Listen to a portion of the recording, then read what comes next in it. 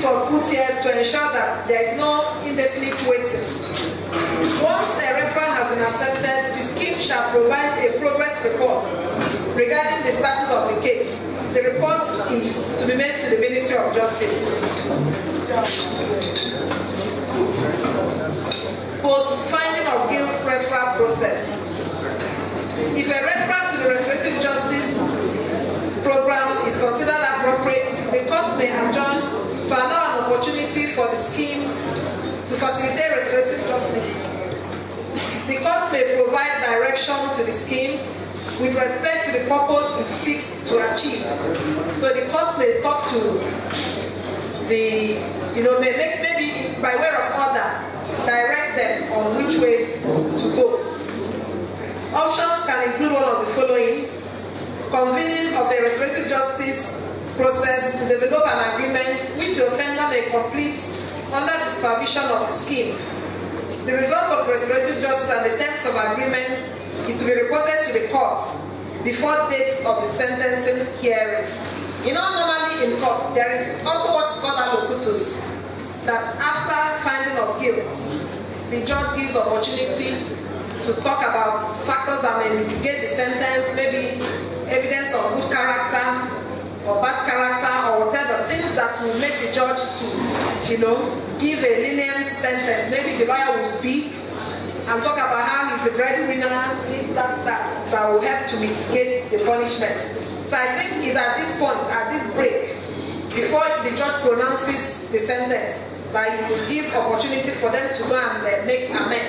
Before we went on break, I was giving an example of a case where I think restorative justice should be done before the sentencing, where you have already known that this person did this thing and that your sentence that you have in mind to pass is not enough to, heal the wound. It's not enough to remedy anything. So at that point, before you pronounce what the punishment is, but you have already declared the person guilty. So the offender knows that there is no running away again. That's not guilty that is trying to use to hide, no more help. So the best thing now is to think of how to make amend that may lead in a lenient sentence. Convening of a case conference, that's one of the options. Convening of a case conference to provide input as specified by the referral from the court. The outcome of the case reference will be a report to the court to assist in a possible decision of the court. So a case conference, I believe, even though we were not given any description here, maybe we'll work more on this, on what is a case conference. It just said convening of a case conference. What should be the modality for this case conference? Who and who should take part in this case conference? Do you agree with me? Yes, that we need more explanation on what this case conference is. It's one of the options that the judge can take before the sentence is to convene a case conference to provide input as specified by the reference from the court. Outcome of the case conference will be a report to the court to assist in a possible decision to the court. Who and who should be part of it? Should it be the prosecutor, the defense lawyer, and so on? We need to be specific here. C. Convening of the sentencing circle, which may be attended and or chaired by a judge, and which will also include appropriate officers of the court, Ministry of Justice, and the police. This is another one. This one is more specific. It talks about who will attend. But I think we should also mention victim offender mediation here. Is it possible for us to slot it in? Because these two, sentencing case conference and sentencing circle, they're all restorative justice measures. They are different types. But the major one we want to project is victim offender mediation, and it has not been mentioned at this point. So I think we should find a way to slot it in. Dr. Bello, take note. Okay. The scheme will ensure that the court and the appropriate social welfare officer receive notice of the scheduled restorative justice session in a timely manner. Where based on new information, the referral is inconsistent, this talking about the same thing. that we talked about in the police and Ministry of Justice. A notice of reconsideration should also be sent back. But I think, but is it relevant at this point for a judge to begin to send back for reconsideration at this point, post finding of guilt? Where it says, number 3, if there is new information, you should send back to reconsider. Shouldn't the judge order full trial at that point? Or go ahead and sentence as if no restorative justice has happened? I don't know whether you get what I'm saying. Is recommending here that if there is any new information that makes the referral inconsistent with the eligibility criteria, notice of reconsideration should be sent. You know, is it consistent, or can the judge go ahead and sentence as if there was no restorative justice? Because it will cause some delay going back at this point to do a reconsideration when the judge already has all the facts and everything. So what do we... I need input at this point, please. A copy of the notice of reconsideration will be forwarded to the Ministry of Justice, the police, the appropriate social welfare officer, and the offenders counsel. Section 5. Restorative justice procedure and processes.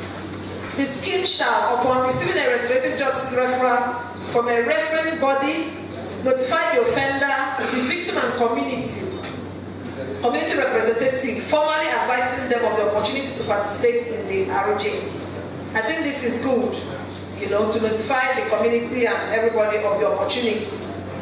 Consent and risk assessment. Restorative justice to only take place if the victim, offender, and any participant have been risk assessed and deemed fully able, consenting, and suitable to take part in a restorative justice activity by the trained restorative justice facilitator assigned to the case by the scheme. By the way, let's even talk about this restorative justice facilitator, because there is no other place that we may talk about it.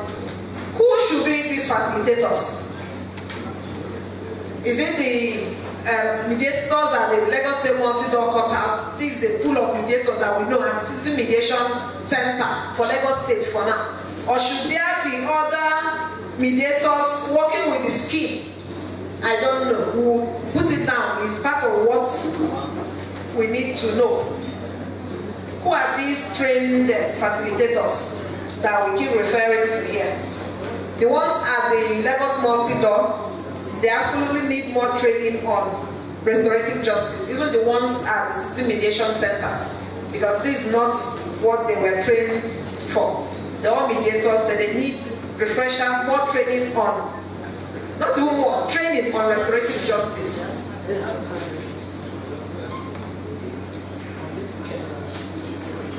The risk assessment is a separate and more detailed process than obtaining initial consent.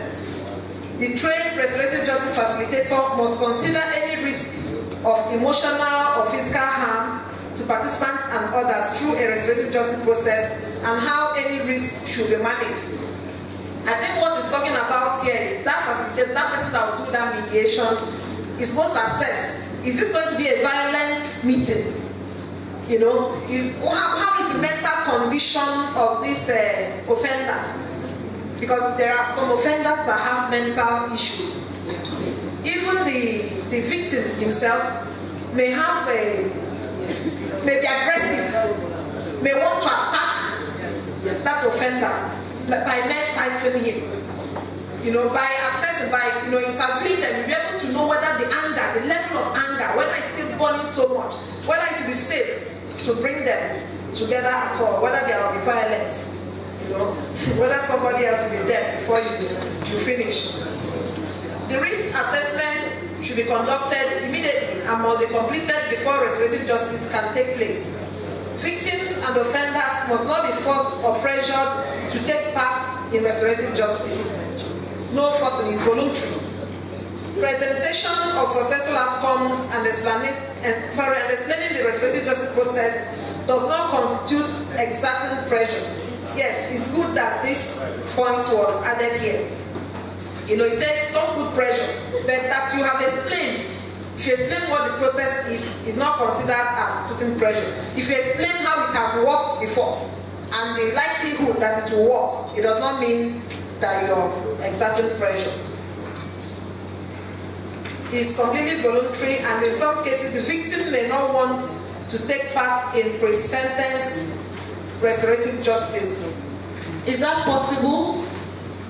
The last sentence there, the victim may not want to take part in pre-sentence restorative justice. Should we encourage that? Should we allow that the victim does not take part? Is it not against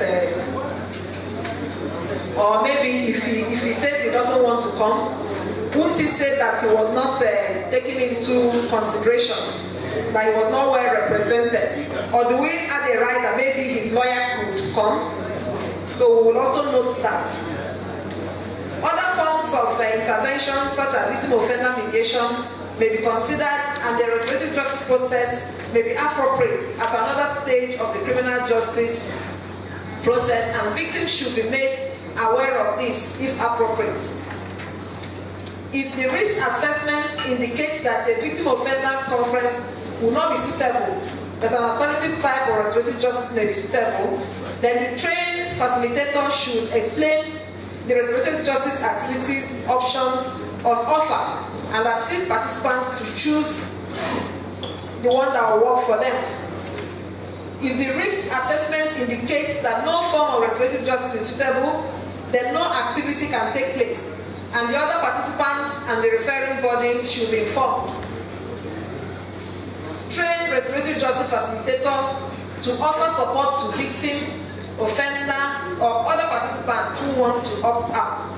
So it's saying that if someone says he does not want to take part, don't force the person, you know, maybe, but I don't want to use the word encourage. I don't want to say encourage the person to opt out. But it's basically saying that the person can opt out, and you don't take offense as a facilitator that the person has opted out. If withdrawal from the process takes place after the court has deferred person sentence, the court should be made aware so that sentencing can take place. If the victim or offender cannot be contacted after they have provided consent, then no restorative justice can take place. Risk assessment is a continuous one throughout all stages of the restorative justice intervention and should be formally recorded. Agencies in possession of risk data for restorative justice, such as previous criminal history, should actively ensure that this information is shared expeditiously. That's why it's very good to have a communication, interaction between the stakeholders in the justice sector, whereby police and Ministry of Justice are supposed to have a data network. I don't know how far that has been a proposal over a long time now, that information should be shared freely. Number 5.2, preparation for restorative justice process. If the victim, offender, and any additional participants have been risk assessed by the trained restorative justice facilitator and have been deemed fully able, consenting, and suitable for the program, then the facilitator should begin preparing the participants. The trained facilitator should provide clear information to participants about how the restorative justice works and explain who the other participants will be at the restorative justice. That's basically preparation for the restorative justice. I believe more of it should come at the training, the nitty-gritty of it should come at the training of the mediators. That should be the opening statement. There are many things the mediator is supposed to tell them at that point. I think is what he's trying to say here. Preparation. There are a lot of other things that need to come in here that the facilitator should do. There are many other things, unless we want to have a separate manual for that.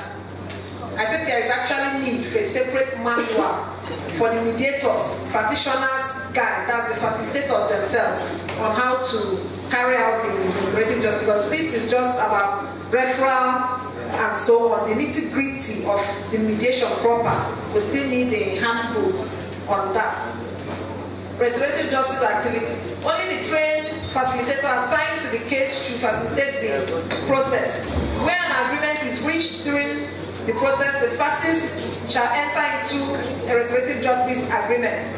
Following the acceptance of appropriate terms of the agreement by the participants, a formal agreement shall be prepared and signed by the offender, the victim, the community representative, and the facilitator. Even how to draft the agreement, these are things that requires training on how to draft agreements that can be feasible, that can be implemented, that are not ambiguous, and so on. Where no agreement is reached, the scheme may hold an additional restoratively oriented option or a restorative process with or without the same participants, or refer the case back to the referring body. Number 4. I think this should be deleted. It says, where the offense, subject matter of the process, is a felony, upon the conclusion of a formal restorative justice agreement, the offender shall be arraigned in a court of competent jurisdiction. I think it should be deleted. I don't know. Because we have already passed this stage. So what makes it, when we have already said any offense can go for it? Why telling us here again that if it's a felony?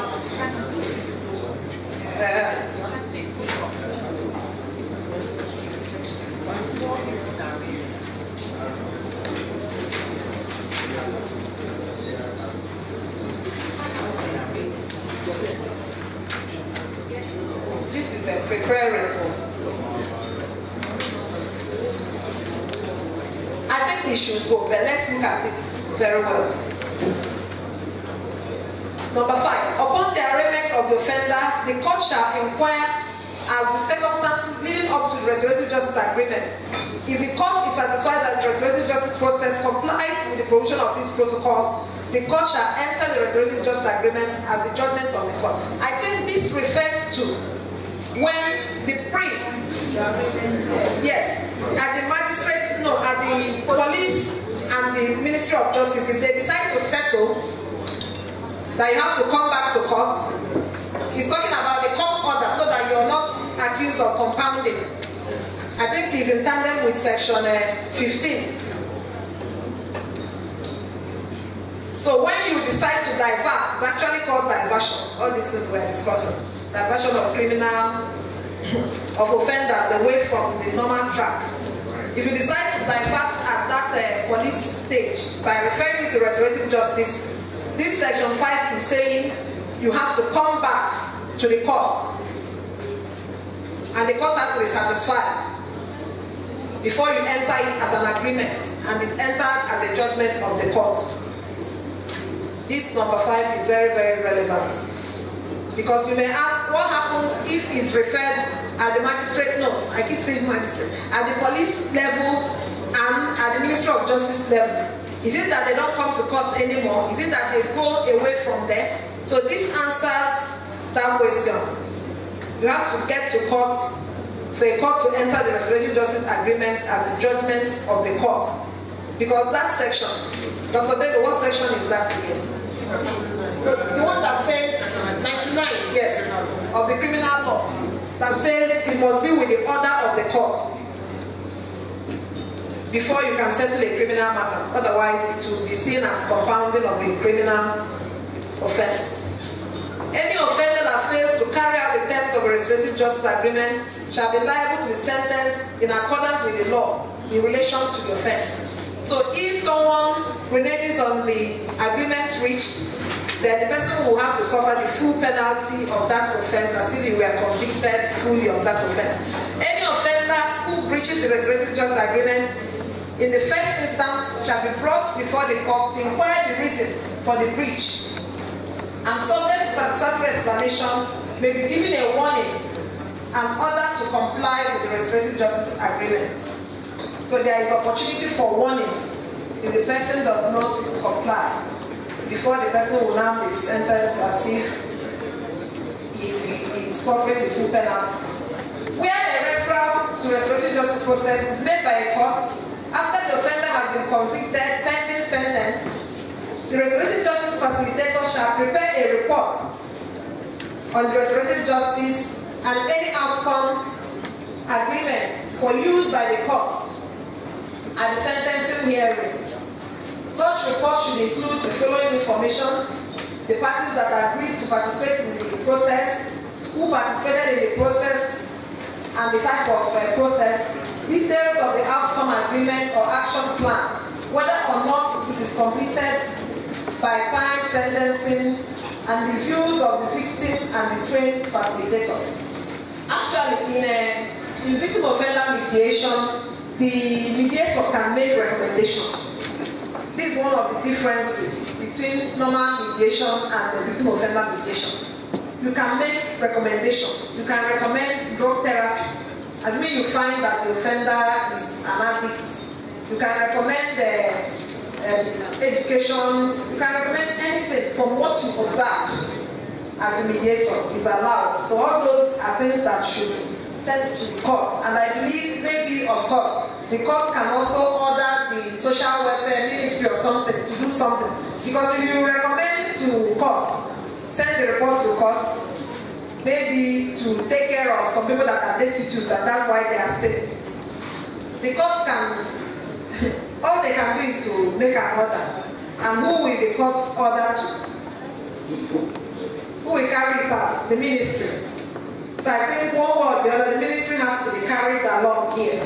If a recommendation is made affecting a ministry, a government department, or something, I don't know how we can incorporate that here. Details of the outcome agreement or action plan, the views of the victim and the trained facilitator. At the sentence hearing, the court may have regard to the report and the offender's participation, willingness or lack of willingness to participate in the process, and any outcome agreement. If a restorative justice process does not go ahead through no fault of the offender, the court will be able to proceed to sentence the offender before the end of the deferment period. Range of possible outcomes of restorative justice. There are a lot of things that can come out from restorative justice.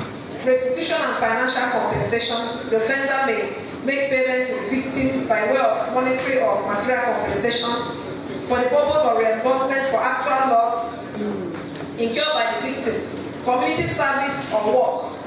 You may be required to complete a specific number of hours at an approved community service placement center as specified in the agreement. The number of community service hours shall not exceed 220 hours. That's the maximum. So it can have minimum depending on the agreement. In a 12-month period, and shall be in accordance with the Lagos State Community Service Scheme and the rules of court for community service orders.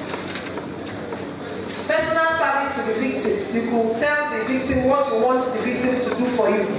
That will make you happy. The kind of work you want the victim to do for you. Specific, the offender, thank you. The kind of work you want the offender to do for you. That's the victim. Specific personal service as indicated in the agreement. Once they've agreed, once both parties have agreed, it is seen as binding. A written or verbal apology may also be required. Personal service hours to the victim shall not exceed 420 hours in a 12-month period. When personal service hours to the victim are combined with community service hours, so that means you can actually be working for the victim and also be serving a community service sentence, because community service is actually a sentencing measure. It shall not exceed 420 hours in 12 months. Someone can work it out and know what it comes out per day. Community reconciliation. The offender may make amends either verbally or in writing to certain persons who have been affected by the actions of the offender or to express appreciation for support.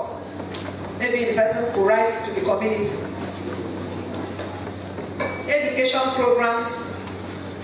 Person could be required to participate in a specific educational program which relates to the offense, where such an educational program is a term of the agreement.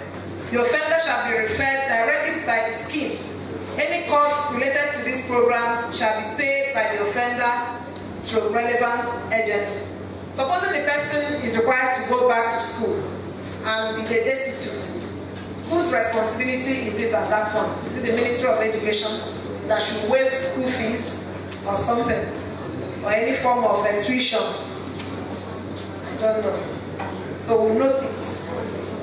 Reformative programs. In appropriate cases, offenders may be referred to undergo specific treatment therapy, psychological, clinical counseling, or vocational training skill. So these are the areas I want us to be more specific. Who takes charge? Who bears the cost of all these references and recommendations? Any other outcome agreed upon by the participants of the restorative justice process. Supervision of agreements, we're almost done. The scheme shall ensure monitoring of agreements are monitored by contacting the offender, the victim, and support contacts. Upon violation of any term by the offender, or where the satisfaction, one of the parties is dissatisfied, the scheme shall ensure that the matter is promptly and thoroughly reviewed, and that where necessary, appropriate action may include termination of the agreement. Where the agreement is terminated, I'm just wondering, what happens at this point? At the point of supervision of the agreement, if the agreement is terminated, what happens at that point? We did not say what can happen if it's terminated at this point. That is after sentencing and everything, they are now on their own and it's terminated. What will happen? Is it that the offender is left to now go? Completion of the restorative justice agreement. Upon satisfactory completion of the agreement, the scheme shall ensure that formal notice to that effect is distributed to the referring body, the offender, the victim and community representative, and the offender's counsel, if requested.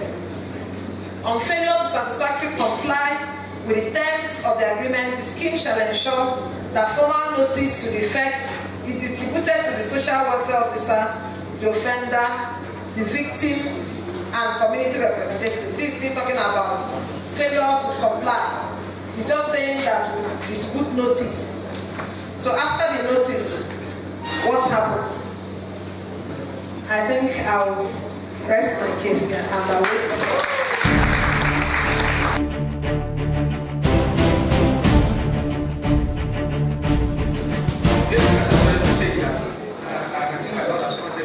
We really need to go through the thing again to make sure that the appropriate provisions fall under the appropriate headings. For instance, if it is pre-charge, you shouldn't be having reference to a decision of the court there until after the agreement has been made. So that I think there's a need to look at the thing comprehensively. And I was just thinking that maybe because the magistrates are going to be using this a lot, that maybe the Magistrates Association can form a team and review it and make their suggestions. I think that may also help, because ultimately the magistracy has been described as a workhorse of the judiciary. They do about 80% of criminal cases. So I think that can be something that the magistrates should consider, because this is going to be your working document anyway, and it is designed to make your work easier. I'm envisaging the effective implementation of this program from 3 different angles. First of all, let's start from the stage when the matter gets to the police station. It's a completely different scenario. The police are who they are. We cannot, some of them, very uncooperative, we know them. That's one stage. We now move to the stage when the matter goes to the Ministry of Justice, because it's the Ministry of Justice that prepares the charges, particularly those that come to the High Court. What is the situation? How would it work at that stage? Then it now comes to the stage when it gets to the court or it goes to the magistrate court. Divergence. It either goes to the magistrate court or it goes to the high court. So I think it needs to be looked at from these angles also, because different issues arise at these stages. Particularly, let me take the example of the Ministry of Justice. When a legal advice is prepared, and it's now sent to the magistrate, or the Ministry of Justice prepares legal advice saying that the defendant has a case to answer. Where does this restorative justice come in? At what stage, at each level, does it come in? And I think it will be more effective if we look at it, given the peculiar circumstances of each stakeholder in this setup. The police, you need a different approach, somewhat different. The Ministry of Justice, we know that they will cooperate. It's their baby, more or less. They want criminal justice administration, to go speedily and expertly. Then at the magistrate stage and at the high court stage. So I'm really looking at those four areas and how it can work effectively. It's a laudable exercise, but it is the implementation that is going to be the problem. With all due respect, it is the implementation. And if it is not done effectively and in stages, transitionally, they already have a lot. The Ministry of Justice has a lot. Even to get legal advice to the magistrate court. I started from the magistracy, I know. Even to get legal advice to the magistrate court is a problem sometimes because the workload is heavy. Prosecutors come to court and say, my workload is so heavy. My workload is so heavy. Then I'm thinking about delay. We are thinking about delay. Now, we must deliver judgments. We must deliver judgments, or else they will ask you, what do you think you are doing? So we will be waiting for referral from before we can enter our judgment. You have to think about this issue of delay. These are the issues. I'm not saying it's not a laudable idea. It is a welcome idea, but implementation is key. I rest my case. My lords, all of the protocols will be observed. Like my brother George said, it is a laudable program that is being put together. But in order to sustain this program, there needs to be education. We need to get the buy-in of all the stakeholders, all the police, the general public, lawyers. Like I was discussing with the speaker during the break, before the charge, it's easy to ask people to go for RJ. Before the charge. At the point after they have been convicted, it's also easy to ask them to go, because they see that, oh, if I go for this program, I'll probably get a lighter sentence, so they are all ready to go. But the middle bit, I have a bit of a challenge with, because their lawyers will tell them and try to convince them, look, don't go and go for any restorative justice. Just stand on your not guilty plea and just hold on to that, So we need to really look at this thing. And then offenses like, I know the speaker mentioned that it's not a must that you would, it's not normal to send cases like rape, cases like defilement for restorative justice. Because how do you repair the harm that has been done? Where a 2-year-old, a 4-year-old is defiled, where do you want to start from? Which parent will sit down to talk to an offender? They probably want to tear that victim, the offender apart. And the speaker also mentioned the fact that you may need to do an assessment of the situation, a risk assessment, to find out whether this is a proper case for restorative justice in the first place. Sometimes you may also need medical advice. maybe psychiatrists to look at to talk to them and find out whether indeed it's a proper case.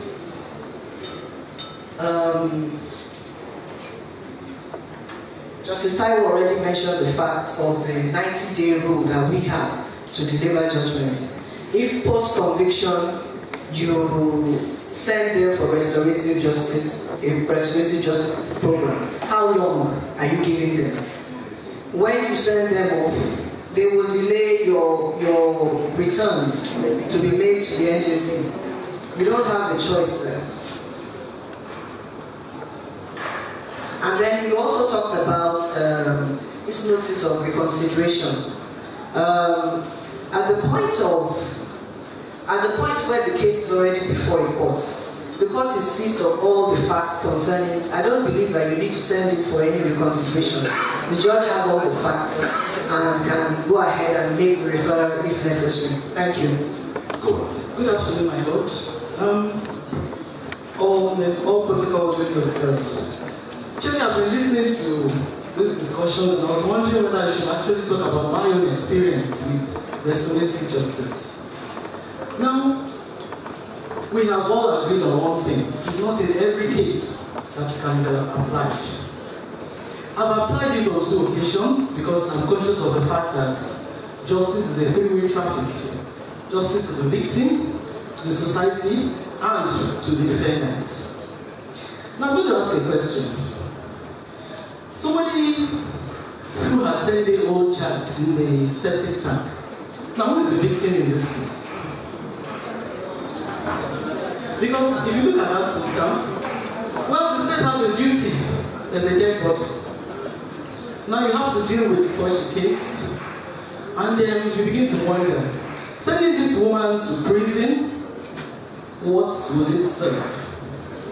Now remember, in that particular case, she had been in the prison custody for about 6 years. So after convicting her, she pleaded guilty. I converted the custody term into prison sentence, and she spent 1 year or more with the community service. And I think she acquired a skill, and every month they were sending me reports of what she was doing and how she was getting on.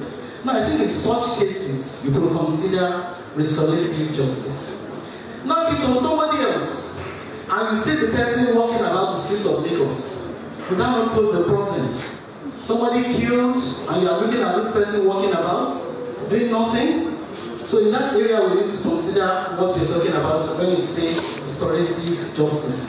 Now in the second case, there was this young lady, she was studying for JAMB. And her brother was playing with the television, he didn't allow her to study. So I think there was of course a small fight, somebody intervened, and there was a victim and the person died. Now, in such a case, what do you do? You're looking at this young lady, she was studying for JAMB, also looking at the dead body. And the family of the dead body wants justice. We're talking of restorative justice. Anyway, in that case, the prosecution did a very good job because the doctor, they did everything, so the full trial. And at the end of the day, I looked at this poor girl, she had been there for like 6 years. Well, we gave her a sentence, I won't mention the term, but I converted the period again into term of years, and she was sent for community service. So I think in Lagos State is a good experience, it's working, and I hope that we'll have more of that. But it cannot be in all cases. You have to select those cases that you can apply to. Thank you. Thank you very much, my lord. First, Honorable Justice Taiwo. Yes, yours was mainly comments, Like he said that where Ministry of Justice said there is a case to answer, where does restorative justice come in? Well, the Ministry of Justice says there is a case to answer. What if the victim says he or she wants to do restorative justice and the offender has confessed? Let's even take it that the offender has confessed. Will you not consider? No. But we're already trying to do pilot stage. It won't just start, full blow. we'll have to take it, stage by stage. We're trying to use like 3 courts for the pilot so that we'll know how it works before we, consider extending it to every other court. So you commended the program, which is good, and it's actually the implementation, just like every other thing, especially any new thing, it will have its teething problems, but with time, we believe, and with enlightenment, if we are having more of this kind of workshops, lawyers also need to be educated on this. They are the major people that need to get educated. Maybe we'll get the buy-in of the MBA to slot in as many sessions as possible on restorative justice in the various conferences. Yes.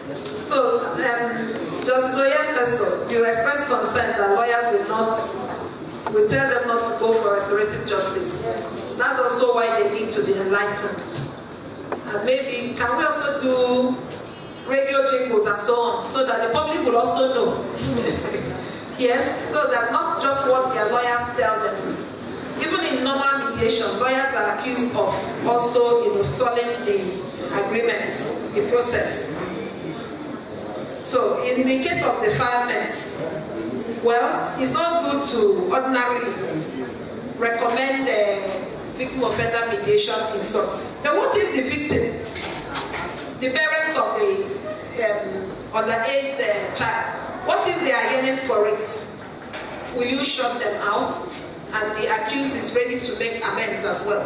If you throw the accused into, maybe he could pay medical bills, maybe he will train the child to whatever level. The other extreme is to put him in jail, and the family gets nothing. Here, the family is saying they want it this way.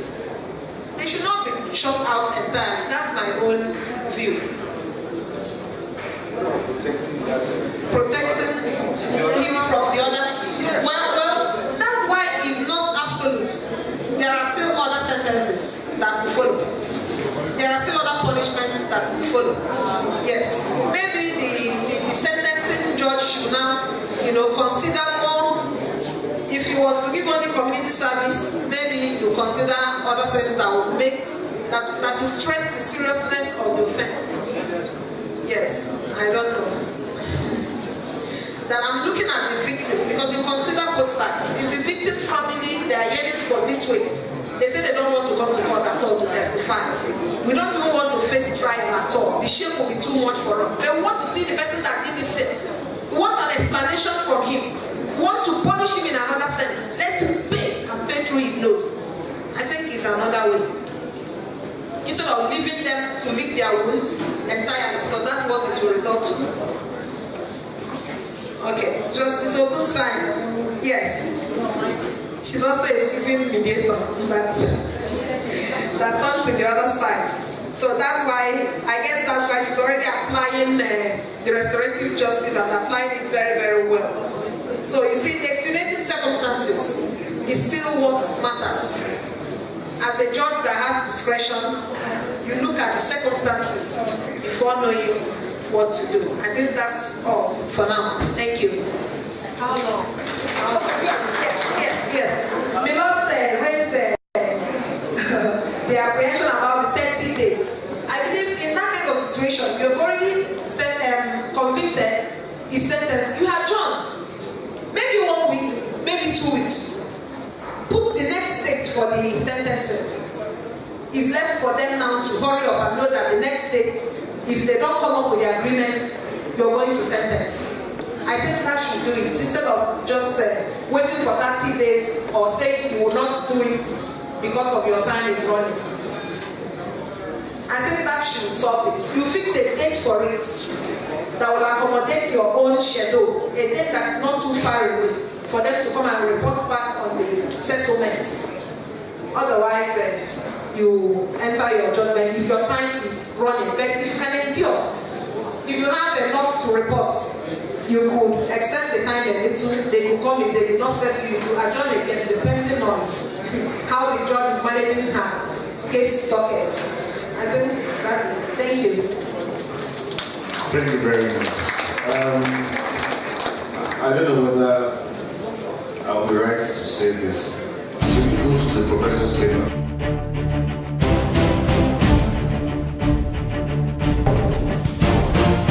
Distinguished ladies and gentlemen, thank you very much for this opportunity to come and share with you. I saw some of my friends and colleagues outside when I was coming in, and I said, we're here again. Something had better change about our criminal justice system. The only reason I'm possibly known to quite a few of you is because we have been meeting at various fora, trying to tweak the system. And sometimes I wake up and I ask myself, after all these years, what has changed? What really has changed? I'm hoping that truly something will change.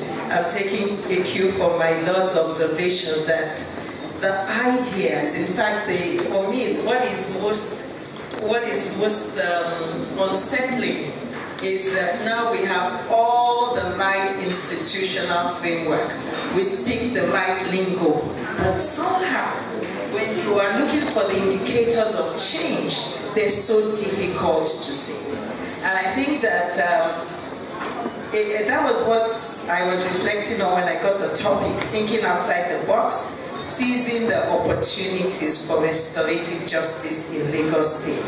How can I think outside the box? How can we try to address some of these challenges that have been raised even today? I think I would like to imagine that those who have spoken before me have given us some foundations on what is restorative justice. I think that what is really required, and permit me to take this as a class in jurisprudence for about 5 minutes. The bottom line is that this is shaking traditional jurisprudence. You can't take this on by trying to superimpose it on the jurisprudence that we all went 4 or 5 years, of whether your program was a 3-year program, or a 4-year program, or a 5-year program. You can't slap this on top. That is not the intention. This is a shift in the jurisprudence underlying criminal justice. I always say to my students, law is shaped by ideas, by philosophies. Law, there is nothing that we talk about in law that, permit me, really came down straight from heaven.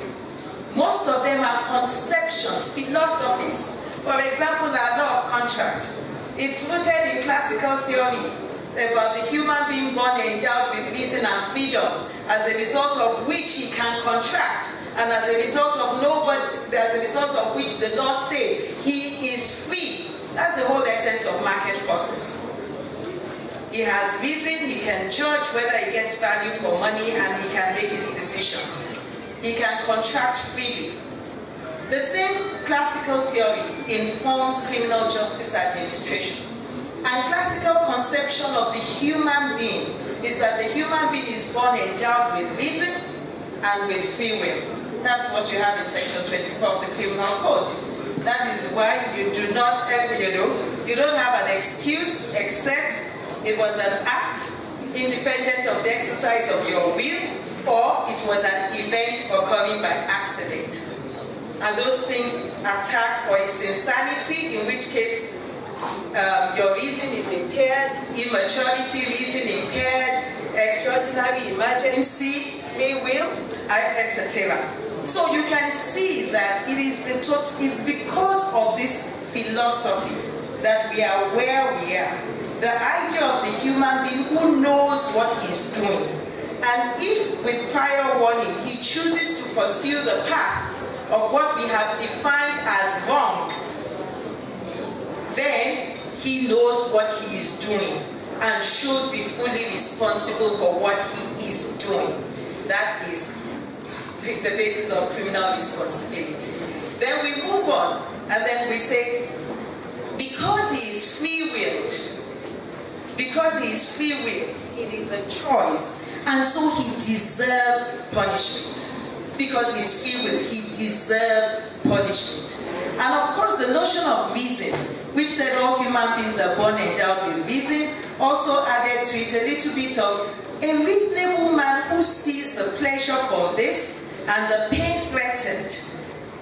Except you can show us you are not a reasonable person. You actually had the whole basis of a man intends the natural and probable consequences of his act. As a result of which we say, if a normal human being will see that if I throw this Bible, it is going to hit her, then except you can give us some very interesting story, we are going to presume that is, you actually foresaw it and so you intended it. That led us into a notion of justice as what sometimes is called retributive justice, or just deserts. Whatever we do in response to this person who is reasonable, don't forget that if he is not reasonable, he would have had an excuse. If he is not free-willed, he would have had an excuse. Whatever we then do is well deserved. That is justice. But that is only one philosophy. There was always a competing philosophy about human behavior.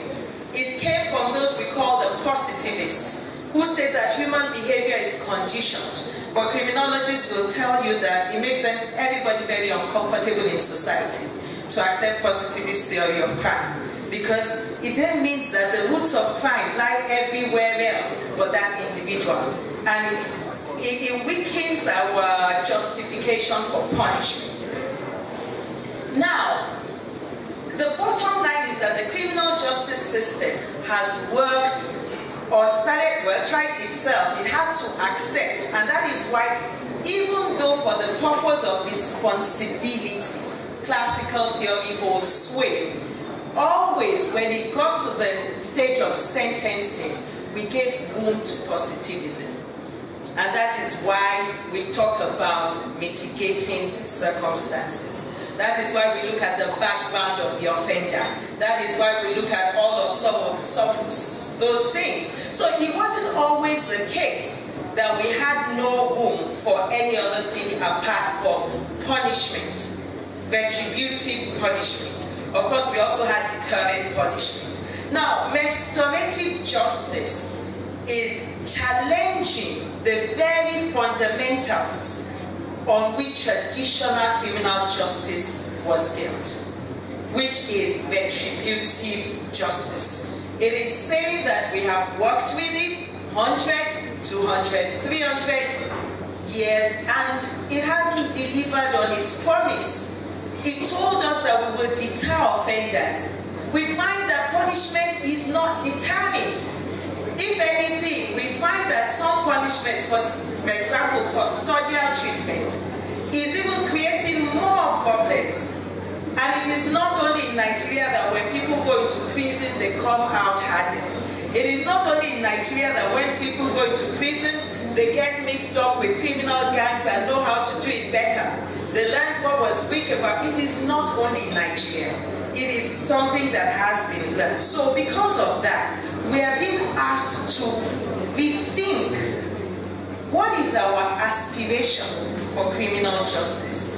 If the aspiration of criminal justice is to maintain or to restore the social equilibrium that crime dislocated, then we must be looking at something other than retributive justice. We must begin to leave space for things that allow us to ask questions about what does the offender, how does the offender want to repair the harm. Of course, we also know from practice, of course, we all know about the public-oriented nature of criminal law that takes the case away from the victim and appropriates it as the state or the community's wrong, the community's victimization. All of those gaps, all of those challenges are the things that are making it difficult. People, you know, in Nigeria, people say that 75% of people negotiate justice outside of the formal system. They won't. They won't. Because somehow they never really shared the values of that system. They never completely within them share the values of that system. They may feel powerless to use strict law, but that doesn't mean that they share the value of the formal justice system. So what restorative justice is all about? Restorative justice is not one fixed thing. Restorative justice is an ideal that manifests in different programs, modes, approaches. Restorative justice may manifest as diversion. So when you want restorative justice, you divert from the courts. It may manifest. It may manifest as a sentencing framework that is more responsive to the victim, or a justice system that is more responsive to the victim, wants to hear from the victim about their victimization. It might also evolve a system, that aspiration might evolve a system that says that the victim and the offender they hold the control, or they should be allowed some control over the dispute. So that if they want to discuss it, if they want to sort it out on their own terms, we should not take it over from them. We should give them some space. So it's all about affording space for an approach that allows us to restore the offender as much as possible, restore the victim as much as possible, restore as much as possible, not add to the dislocation. And I always use, those who listen to me, an example I always love to use is, so we punish the Okada driver who cannot pay the fine. He broke the lights of someone's car or fought with another person and injured the person, broke his arm, then we sentence him to prison. And you ask, okay, you sentenced him to prison, so he's away from his family. We think that is punishing him. Yes, that is punishing him, but we are punishing others alongside him. And we're creating other disequilibrium. Lawyers, we don't think that way, because we think, legal method, A plus B equals to C, finito. The social welfare, the development planners are the ones who know that when we have done our A plus B equals to C, finito, it has ripple effect. And the concern with justice in society is not just A and B. I recall that our dear colleague, we always like to emphasize that he was our colleague before he went to be Lagos State Attorney General and presently Vice President of the Federal Republic of Nigeria. I recall that when he became Attorney General and we were discussing the establishment of the OPD, he said, as Commissioner for Justice, I am Commissioner for Justice for all. So when I think justice, I'm thinking of justice for all, not the state alone. And that is the backdrop to the OPD, justice for all. I am not Commissioner for Justice to the state. I am Commissioner for Justice for all. So I need to put in place institutions that will deliver on justice for all.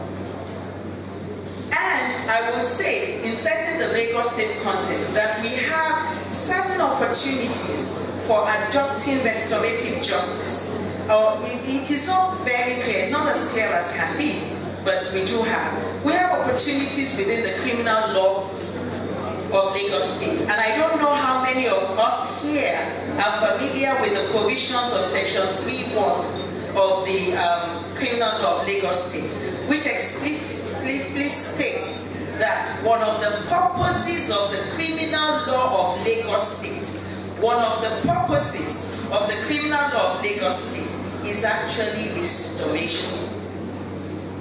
In fact, it is number 2. Number 1 is rehabilitation. Number 2 is restoration. Retribution is the last. So it actually is calling us to a paradigm shift. It is saying that this criminal law, its end is not that statutory maximum. That in determining the sentence, the court must first of all be minded by rehabilitation, restoration, and I think all the others. But I noted that restoration is number 2, and retribution is the last. And in fact, some said we had no business having retribution in there at all. So I just want to emphasize that the criminal law of Lagos State tells us that the value underpinning that law is no longer retribution. So we're not looking at the punishment as, you know, they just impose the punishment as stated. You have to look beyond the punishment. You have to ask yourself, in imposing this punishment, how am I serving the end of rehabilitation? How am I serving the end of restoration? How am I serving the end of whatever it is? Okay, then the ACJL. The ACJL, that's the Administration of Criminal Justice Law of Lagos State, does not speak too much to restorative justice in express terms, beyond the fact that it tried to give life. It introduced one sentence and tried to give life again to a sentence that had died and is still dead. And I don't know why it is still dead. And that sentence in measure is actually probation. It created community service and then introduced, kind of tried to give a bit of attention. For probation as a measure of court has always been there. We have allowed it to fall into disuse. And I always want to share with us in the legal community that whether or not we use them, they exist. They're employed, the probation officers. Dr. Bello will recall some projects ago when we were doing the training on community service and we went to the Ministry of Social Welfare. On the door, there was Director of Adult Corrections. People rise through the rank. They get to director level. And when we ask, people say there's no probation officer. They said, you are the ones not using probation. You have allowed, if the courts don't impose it, we can't come and force you to impose it. But that doesn't mean that we don't exist. So if we have officers that rise to directorate level, but they're not able to do their work, likely because some of us don't even know they exist, or because some of us have our little limitations with these measures that we're not very confident of, or I think most times it's really because we're not familiar. Because until you get to the bench, you almost never, except you do sentencing as an elective, I do not know of any school that would have taught you about sentences, as a result of which you will even know the institutions that exist. So we all grow up thinking, graduate thinking they don't exist. And so it's in the statute book, but it's falling to disuse. Now, those two measures are measures that provide opportunities for restorative justice. Those measures are measures that provide, because they're measures that can have, probation in particular can have conditions attached. And it provides an opportunity for restorative justice. Then there's the OPD law. The OPD law allows the OPD to resolve matters brought before it by way of alternative dispute resolution. And I know as a fact that OPD sometimes has on occasions, and I think they still do, employed mediation in resolving cases that have criminal elements. So really, you're already having diversion. But oftentimes, diversion at the instance of the complainant, who instead of going in the direction of the police, goes to OPD, and OPD does mediate. Now, what are some of the gaps and challenges for using some of these opportunities? I have noted that beyond the single statement in Section 3 of the CRL, there's nothing to indicate how significant RJ standards, restorative justice standards or approaches are supposed to be in criminal justice administration in Lagos State. And I think that it's important, no matter whatever we do here, important that the legislature must actually pace. It must provide the policy direction for criminal justice administration. It is not, we can do some remedial work pending when legislation comes into place, but we cannot completely put restorative justice in the center of criminal justice administration without tweaking the law.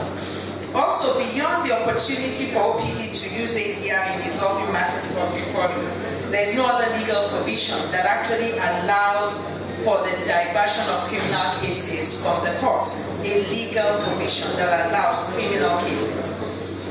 And there's also no explicit legal provision or guidelines giving room for the courts or even the police to adopt diversion.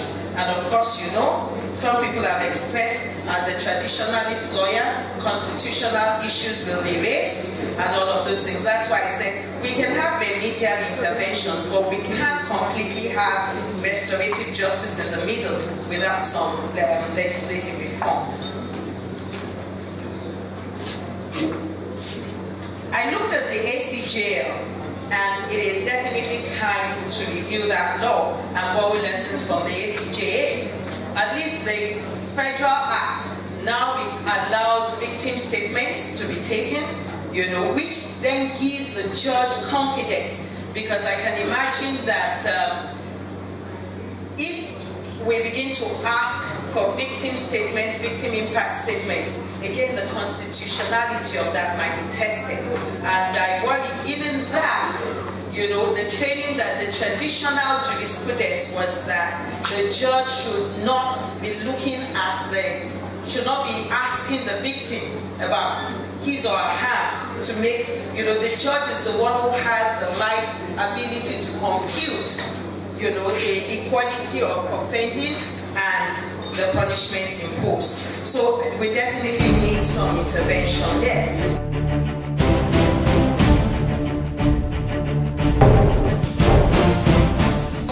Let's just go straight to the opportunities. Opportunities, I think, exist because Section 278 subsection 2 of the ACGL allows a court to reserve judgment on sentence to a later date. Now, I've been told about, at least I overheard the Judicial Council's 3 months, whatever. But you know, and that again is where I think that we need law. Thank God for a federal system. In a federal system, if Lagos federal system, Lagos state system allows a judge to do some things, then it cannot be wrong, except it is completely unconstitutional. And it does not have to exceed the 3 months. For example, community service is a sentence you can only use in lieu of custodial sentence. You have to have made up your mind that you're using custodial. This case deserves custodial sentence. And you then correlate the number of hours the person will work to the number of days or months that the person should have gone into custody for, because you find circumstances that call for restorative justice. Now, like I said, restorative justice does not always mean that the victim and the offender must be sitting together. And in some jurisdictions, it has been used in such a way that the court looks at the offending of the offender.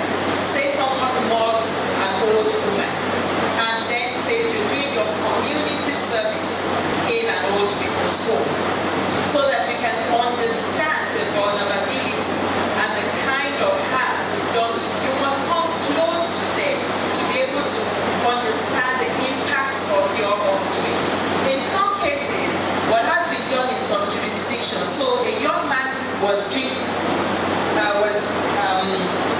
drunk driving and caused some injury. So community service then becomes beyond the work he's supposed to do. He goes to some schools where he has to talk about what he did, and that is restorative justice. So it is not always in the sense of, that's why I said it's an ideal. It is not so much a program. It can be in a program, but it is an ideal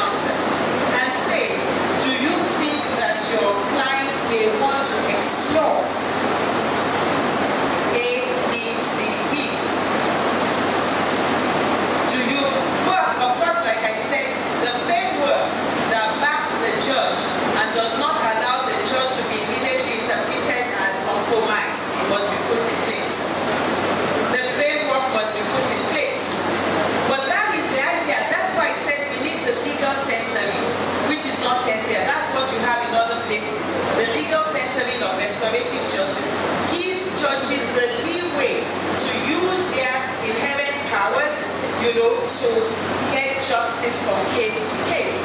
The victim, you can observe the victim, you observe the offender, you think the circumstances of this case, let's explore. So the judge comes back, the counsel comes back and says, no, yes, you cannot force. But if he says yes, okay, the circumstances given by Milord earlier on, you know, about the relationship between the parties may make you want to explore.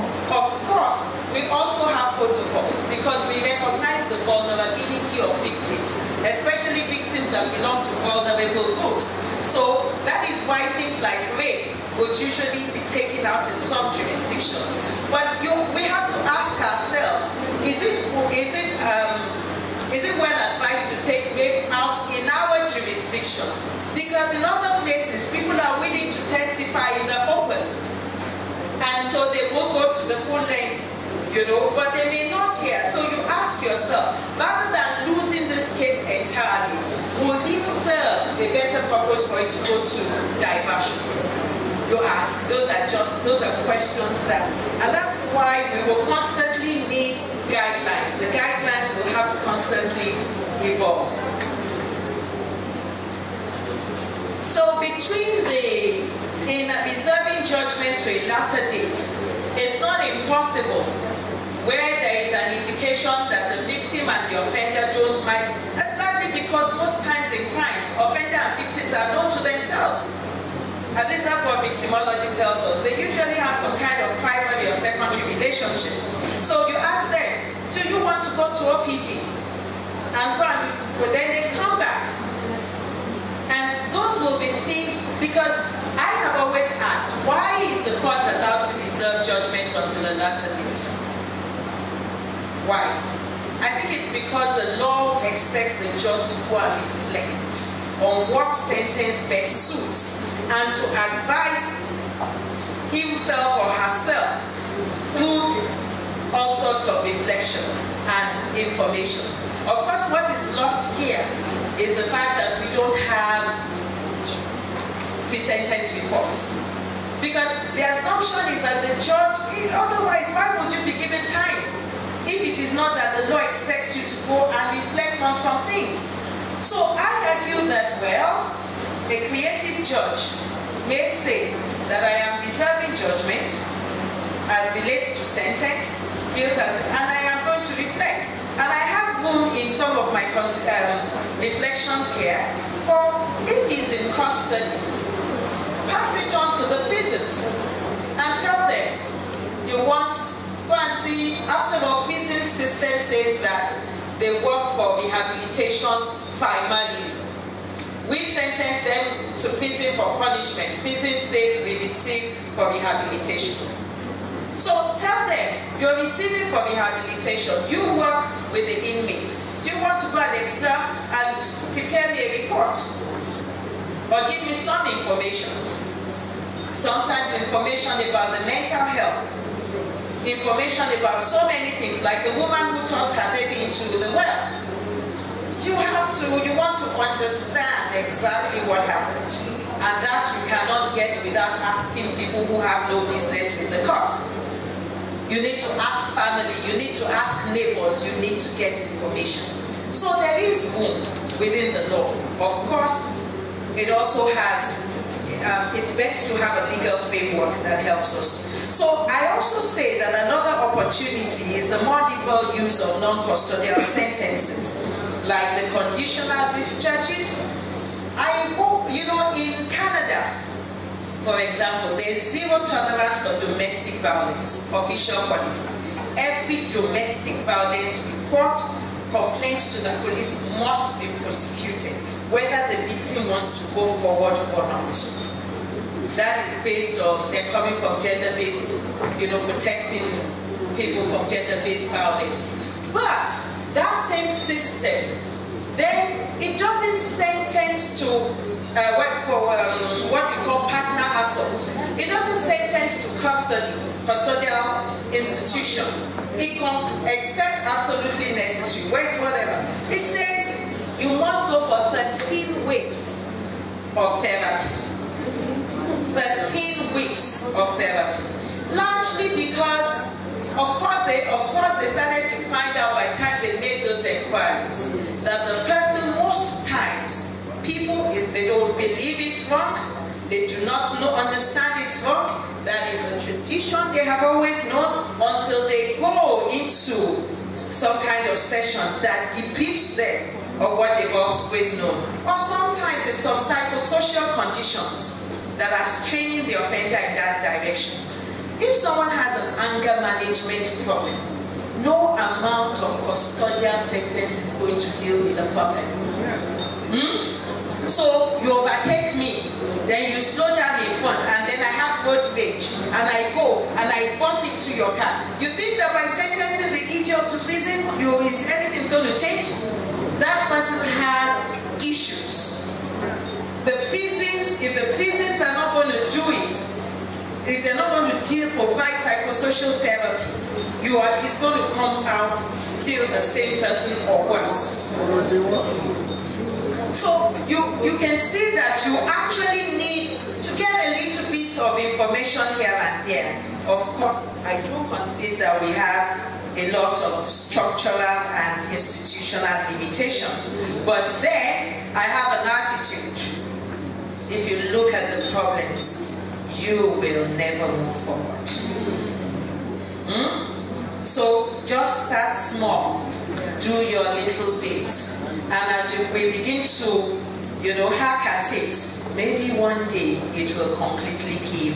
But if we look at it as huge as it is, we probably will say never. More liberal use of non-custodial measures, conditional discharges, so you can discharge, but you can give the condition of A, B, C, D, E, F, G, H, and so on and so forth. I find that definitely we will need much more than this protocol. We will also need sentencing guidelines. I have a case study, but I will not have the time to share it. But it's actually a live case from Australia. There was a case of a young man who attacked a woman. He and his friends attacked a woman in a shopping mall, and they, in tugging at her bag and pulling at her bag, not only was the bag caught, she also grazed her knees and whatever. So there was injury to the person. Now the the offender at the earliest opportunity, in fact, at the earliest opportunity, we told the police that he did that because he wanted to belong. His friends, the other friends had and he just wanted to show he could do it. And that actually when she fell to the ground, and the victim confirmed, when she fell to the ground, the others ran away after some time, and then he came back and said, "Are you okay?" before he ran off. And then ran off. And by the time, and while he was in custody, he actually requested to have an opportunity to apologize to her. So with that, the court found him guilty, and then the court asked the other side to ask the victim if she was willing to meet with him. Now that's a jurisdiction that has what we call the legal framework for what we call sentencing circles, or like healing circles. So the legal framework exists. So they went and they met elsewhere, and the victim said, well, the offender apologized. The court had information of his otherwise good behavior. He had been in employment prior. His employer said they had no problem with him. There was evidence that this was his first encounter with the law at age 22. All of that disposed the court to looking beyond retributive justice. And by the time they met, there was an agreement that he should pay $150 Australian dollars for, which was the cost of her bag, and then the treatment of injury, and he was also to do some community service. So it is something, there's even a sense in which it expects you to be alive to the nuances as the trials are going on. But the thing I also want to say, and that is around where I want to close, I had talked about diversion. In the debates, in the academic discourses, we are always concerned that restorative justice may undermine or compromise due process safeguards, or that it might undermine or compromise equality of justice. So you give this and then you give that. And then we're also concerned that we may no longer be able to serve the end of proportionality of punishment. Well, I started out by reminding us that some of those values are not cast in stone. They were values that promised a lot more than they have delivered for centuries. It might be useful to consider tweaking them. We can hold on to them. They promise that, oh, you know, they do justice. But every day we know they don't do justice.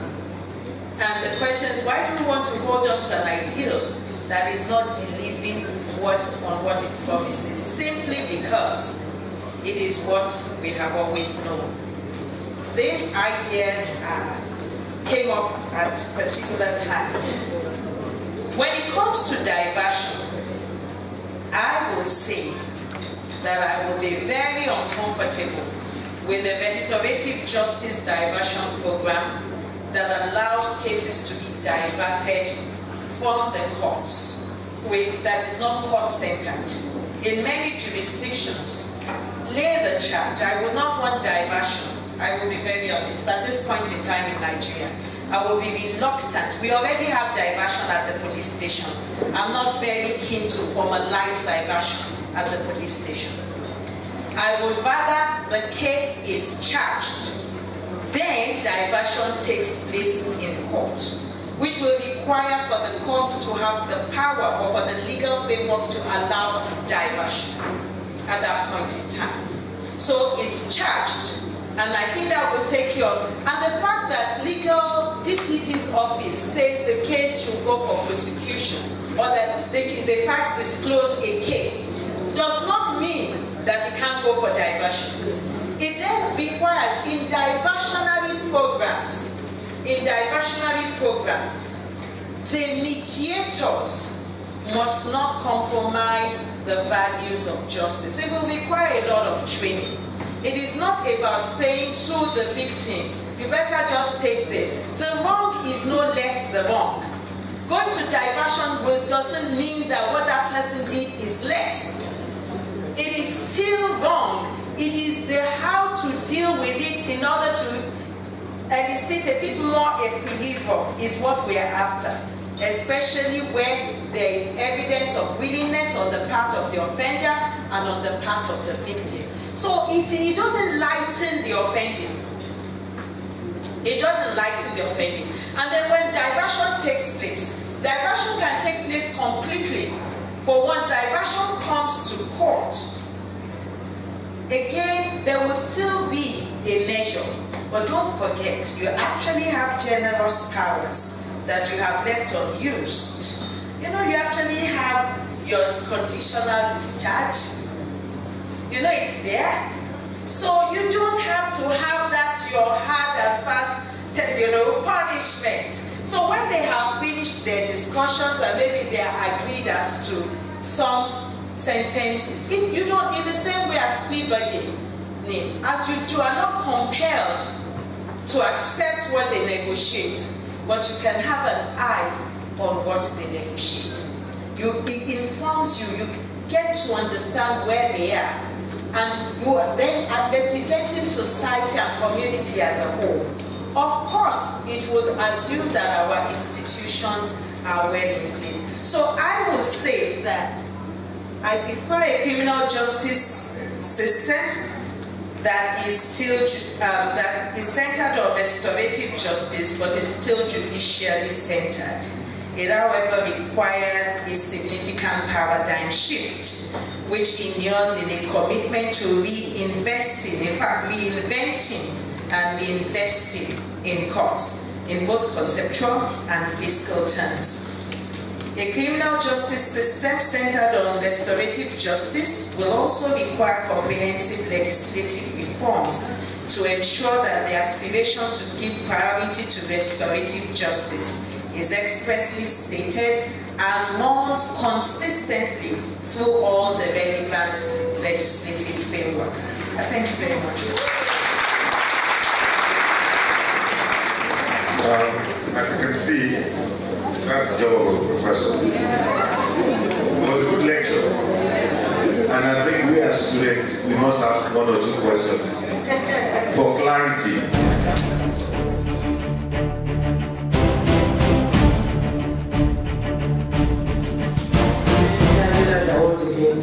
I want to appreciate the lectures, all the lectures that we've received so far. I have been practicing as a magistrate in Lagos State for quite a while, and I observed that it's about time that we have this kind of framework, because at the end of the day, when you're doing criminal trial and the complainant is consistent in attendance in court, the defendant is insisting, I am not guilty of the offense. The complainant, who is the nominal complainant, the petitioner to the police, is also insisting, yes, you wronged me. And we have to balance somehow. We have to ameliorate the problem by at least doing something that we at least put the mind of the victim at peace. That at least this thing did not happen to me in vain. I did not suffer this problem for nothing. At least something has been done to protect my interests one way or the other. So if we have this kind of framework in place and everybody is educated on it, we have to also realize the fact that at the end of it all, every case will always be decided based on its own peculiar facts and circumstances. So when we see the case and I believe that the interest of the person who was wronged by the action of the defendant is paramount in our heart. You want to protect him. You want to do something that will make him feel better. So maybe this restorative justice system will be a very, very welcome idea, and it will be a wonderful thing if Lagos State takes it off. And I want to agree that, because I've been observing before Professor Asenwa came in, I've been observing that there is a missing link, which is that there should be a legal framework for every step of the way. We have to have a legal framework which will back us up every step that we're going to take. If it's going to be from the police station, okay, we have agreed that even if it happens at the police station, it has to go back to the court for enforcement. So everything has to have a legal backing. If there's no legal backing, there's a limit to what we can do. So in all of this, we are still looking forward to a better deal, better enlightenment, better program, and definitely better legal backing to help us to be able to work within the framework of the restorative justice. Thank you so much. Administration of criminal justice law. We also have some sentencing measures that have restorative justice goals, like community service, probation, compensation orders, and the like. And like you also noted, you need to start small. Start where you are. Within the framework that we already have, I'm wondering, can practice directions help? Very much so. Always advocated for years. I have implored the judiciary to use practice directions in criminal justice sentencing before legislation comes to take away your powers. And practice directions are more dynamic because they can immediately respond to anything, unlike when you have legislation and you have to go back to get the legislature to change things when you find. I believe so. I think one thing also that can be done, and I have suggested it, I do not know which institution to direct it to or direct it at, is I think we can, in most countries where sentencing guidelines came out from, the guidelines actually came out of the cases. And maybe if we were able to look at how you as judges have actually been using or serving the end of restorative justice, we would learn, we might be able to pool best practices, you know, we might be able to say identify which cases these are better suited for and things like that. In which case I'm saying that we need to start from what is happening as against, because I believe that you really have been doing it, you probably have not always defined it, or you have even been faced with the dilemmas and you have wiggled somewhat. But I recall that there was a magistrate who tried to use community service orders in Lagos State before community service orders actually became legal. And it just tells you that you have been here even before all of this that is coming out. And I'm sure if we spend some time, I did say that I was going to see if I can get a PhD student to do some research in that area. All other protocols duly observed. I'm very much for this restorative justice system. I think it's a very laudable project. My slight problem is with the position of the police. Now, the police is a federal body, and they have their own rules. The buy-in from the police has to be a lot. And then, is it only the police in Lagos State? Will the police in Lagos State say, oh, we can do restorative justice system, or we can take part in it? What happens to the police in Enugu, in Anambra, in Ogun or Oyo? So this is where my problem is with the role of the police.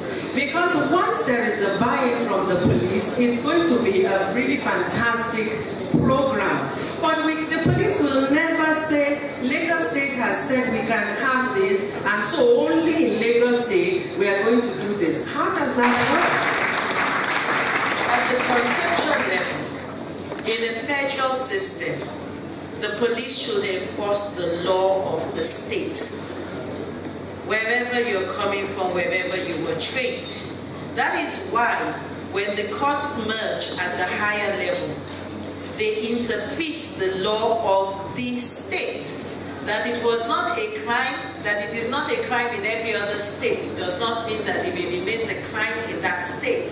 When it gets to the appeal court, they will say that it is not. So our federal system has points of merging and points of departure.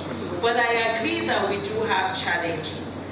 We do know that, unfortunately, with the command structure of the police and the way they have evolved have meant that sometimes they do not even know they can think outside the box. I have actually, and sometimes they don't even know the law. When we were working on the criminal law of Lagos State, the ACP who was representing the police on that committee was new in Lagos, and this was 2009, 2010? 2010. Yeah. And he did not even know there was an administration of criminal justice law of 2007. As at that time, he did not know Lagos State had moved away from criminal procedure law. So yes, those are practical challenges. But like I said, you know, we have to start. And something, as you were speaking, you know, I think that another opportunity which I failed to look at lies in, I think, section 74, 75, plea bargaining. So if it's done wherever it was done, if it comes to you, then you now use those safeguards within that administration of criminal justice law that says you must verify that the victim is informed, consents to the plea bargain, is satisfied and everything before. So even within that framework, we can have it at any stage. We can actually have parties going into discussion, what we call victim-offender dialogue or victim-offender mediation, and it can come back to the court through the plea bargain system.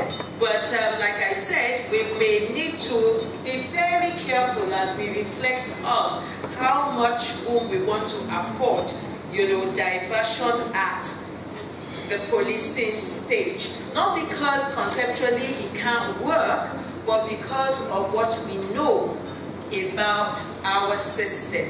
We might want, and that's why I advocated for the judicially centered justice system. what I want to say may disagree in a bit from what Professor Ashino has said. And that's one of the liberties we enjoy in the academia. You can disagree with your professor. Now, concerning the police, she seems to have suggested that we should keep the police out of it now. I mean, for obvious reasons. But I think the way I want us to look at it is this. Like I said earlier, Professor Adeyemi has said that the justice system is the real alternative. The real justice system is the one that is solved at the level of the police station. So if we keep the police out of it now, whether you keep them out of it or not, it will not stop it. Police will still go on to settle cases outside your restorative justice system. So I think the best thing to do is to actually acknowledge it and streamline it into the former system, whereby whatever agreement that they are able to reach will now be implemented with the order or the consent of the court. That way, there is a room for bringing it into the open, for transparency. Transparency itself is one of the tools of fighting abuse and misuse of power. So it's easy to say we should keep the police out of it, but then it will not stop it. It's just like plea bargaining. Whether you legalize plea bargaining or not, plea bargaining will still always take place in any system. So I think we should not keep the police out of it. Acknowledge what we all know has been going on for years, for decades, and connect whatever agreement that is reached through restorative justice at the police level into the former system, whereby that agreement will now be operationalized with the order or the consent of the judge. That way, we allow for some measure of oversight and supervision, which in itself has the potential to deal with some of the abuses. To reflect, if you have diversion at the police station before it gets to the court, how do you get a court-ordered sentence or measure? You must have had a charge. You must have a charge, because at what point now will the court come in? So, well, I think we need to reflect on that. I won't get into the other argument, but that technicality occurred to me, and I think we need to reflect on it very carefully.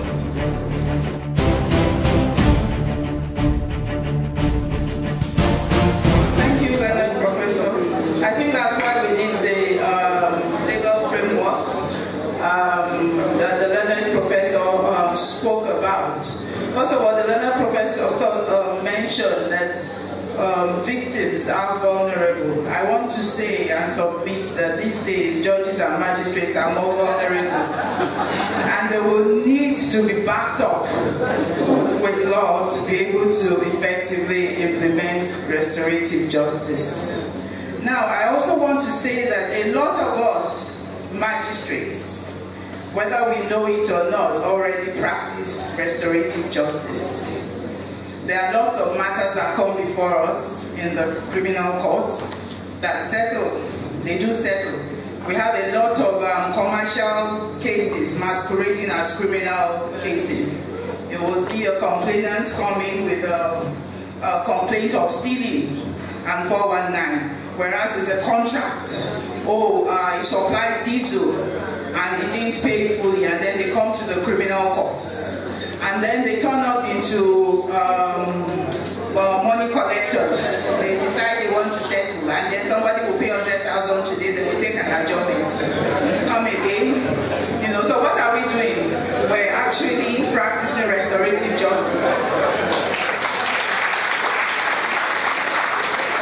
I remember in 2008, when I was in Tinubu Magistrate Court, 2009, there was a case I started.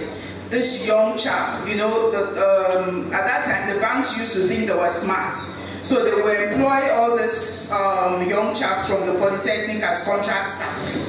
You understand? Because they don't want to pay fully. So of course this guy was busy making money out of them. When he puts money in the machine, in the ATM machine, the ATM machine will recognizes what comes out, but not what goes in. So he was putting his own money, Anyway, he was caught, and the CCTV, when they picked him up, he broke down. But of course, when he came to court, it was another story.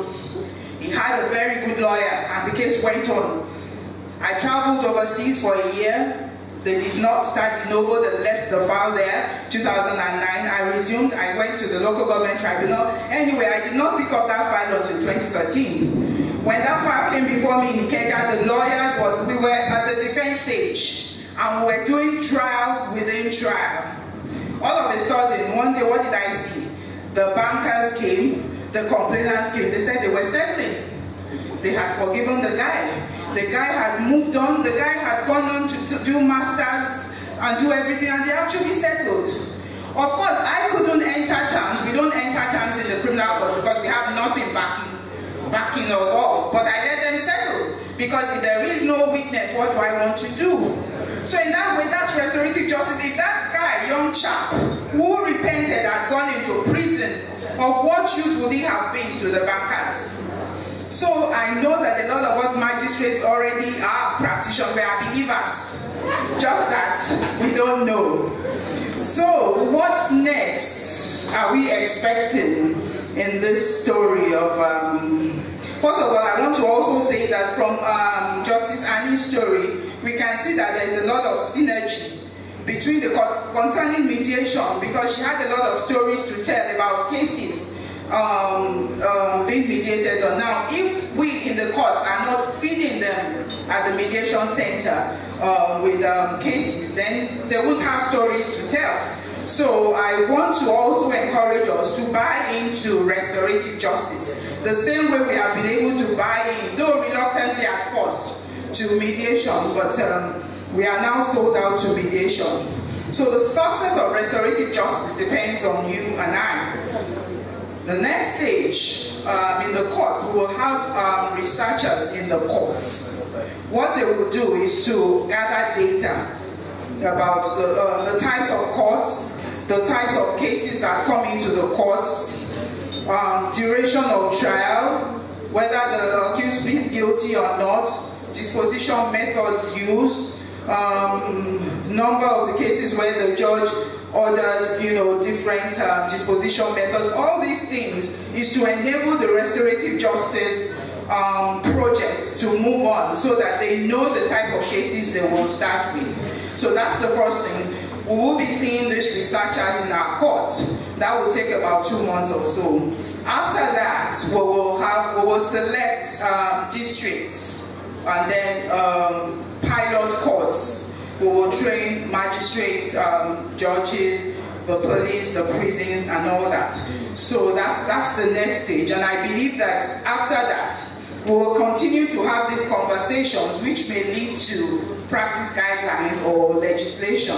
And I believe that we will move on from there. I believe that there's still so much to go on, because I remember when we were at the LMDC, when we wanted to have the district settlement week. I remember district settlement week is what we do at the magistrate court. We have the Lagos settlement week at the High Court. And I remember that Professor Wasonye said then that, are we sure that we can actually refer cases? And I looked at him and wondered that we have been referring cases as magistrates for a long time. But then we looked at the law, and we found out there was a lacuna. While our own law, the magistrate court laws, allows us to refer cases to the multi-door, there was a lacuna in the multi-door courthouse law, which only allowed them to receive from the High Court. And immediately they put forward a bill or whatever, and they had that corrected, so we have the new law. So I believe there's so much we can still do. So I want to encourage us all to just continue to buy into it, and I believe that this project will succeed, and the society will be healed. Thank you. The knowledge I want to get is, you give us instances of where magistrates have been applying restorative system. You gave the instance of the young banker, later on the settle. You gave another 2 instances. Now the question I want to ask is, what happened to the charge? Very good. Because we have no framework in place. What we just allow them, when they settle, they come before us, they file their affidavit that we don't want want to go on with the case, I will strike out the case. We can't enter terms because it's not a civil matter. There is nothing backing us up, you understand? But it's like, where are the accusers? If the accusers say, well, we're not going on, all we do is to strike out the case. My Lord. Now, the next question is this. Is this restorative justice technically? Because the community was not involved in this instance, if you ask me. It was just a procedure you took to get rid of some cases that were not moving. Now,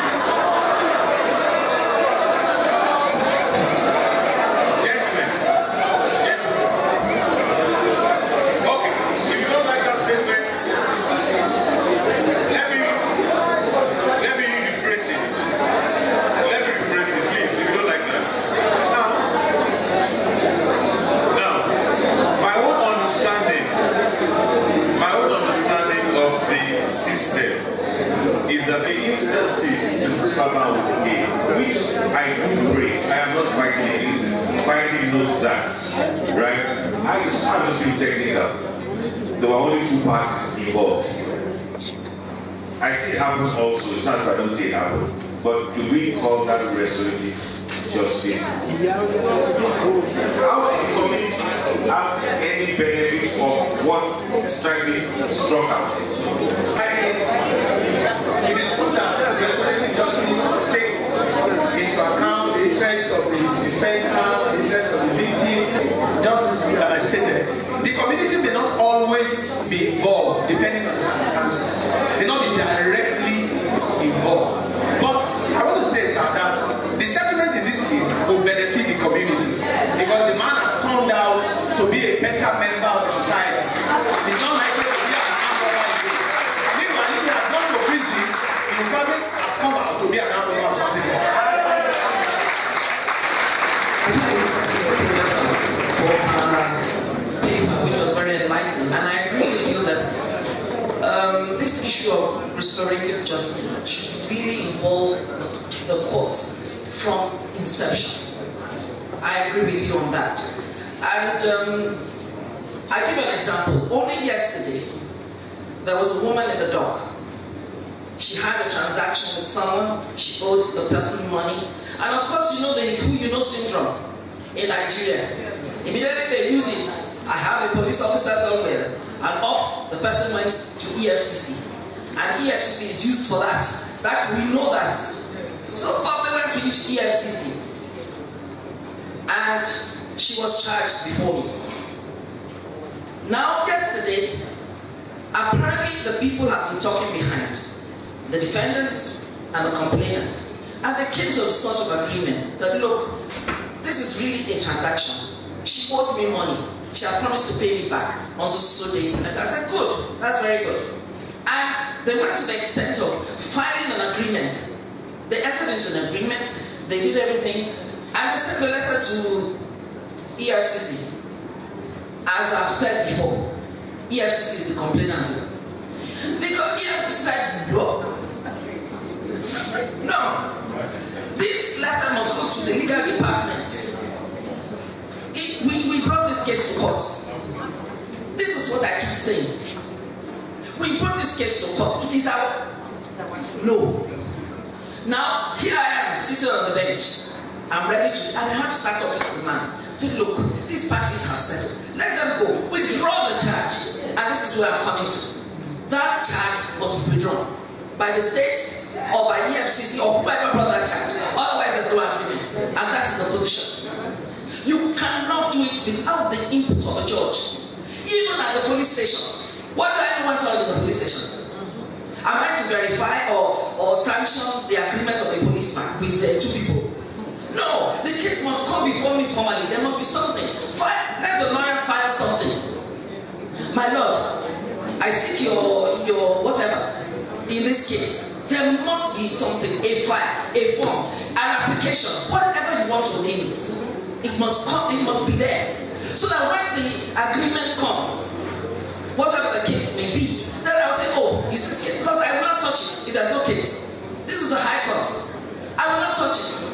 As I don't have any charge here, I don't know any language, and I don't know any technique. Sorry. That is the position. So I say this thing needs to be looked at very carefully. The magistrate court may be a little different, and that is why I said differentiate the different stakeholders in this thing. Police is different, magistrate is different, high court is different, Ministry of Justice, they have a different kettle of fish with their DPP advice and all that.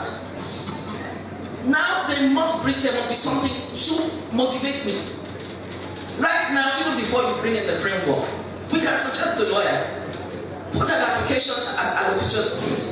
My lord, the law provides this, that you can do this for my client, you can do this for my client. Even another party will have a chance to reply. We can say, well, we don't want community service. That is an easier way of doing it. She's not entitled to community service. For this reason, I went down into my chambers and I will give you a ruling. And based on that ruling, we determine what type of sentence I will give. I think that would be an easier way of going about it. So these are the issues that I keep thinking. I'm sorry, and I hope that with time, things will work out. Thank you very much. This is very interesting because we're all thinking. Because I think it's also very important to note that whereas plea bargaining can provide an opportunity, a platform for restorative justice, they're actually serving different ends. Yeah, and I think we need to be very careful. That case, I will say, at least thinking through now, I would say that was not restorative justice. I would say that was that was what's it called? Bargaining between the parties before they came to court. And I would actually want courts to use the provisions of the ACJL. Something that in all the discourse about restorative justice, which we never lose sight of, is that we want to do restorative justice, but we do not want parties. We would then not need criminal justice again if anybody can just do anything and they go and sort themselves out and they just come back to us. No, it's not exactly like that. It must still be, that's why I said, we must never lose sight of the fact that there is a wrong. For example, if they come to you with what they have agreed to, you have a duty, and that's where the interest of the community, which my Lord was referring to, gets served. I think it's section 74 of the ACJL. You have, 75, you can refuse, you can modify, you look at the totality. I would have loved that young man to still have a sentence, though not a custodial sentence. Though not a custodial sentence. I would have loved him to still have a sentence. It could be all those remaining conditional whatever, rather than just they've sorted themselves out, come and withdraw. So I think in somewhere in my paper I did say that the goal of restorative justice is not speedy trial or case load, is not decongestion of case load or prison. No. It can achieve that end, but that is not the starting goal. The starting goal is doing justice. That it helps us to decongest the courts and decongest the prison is added value. And so I think it's important as we continue to explore. But like I said, we're just exploring. Yeah. We're just exploring. Yeah. We will evolve what best suits us. Let's keep the open mind. Let's be explorative, but let's also recognize, and understand the principles very clearly so that we don't lose out along the line. I ask if there's anybody from the NBA here, please. I also ask if there's any representation from the EFCC here too. May I ask if there's any representative of the police here? Okay, they are there. Please, can you give them the mic if they can suggest, because they've been saying that.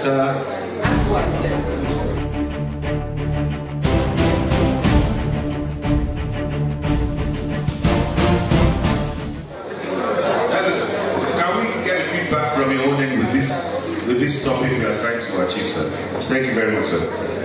My Lord, sir, all protocol was asked. We, the Nigerian police, prosecuting in Lagos State, we are very, very happy to be part of this program.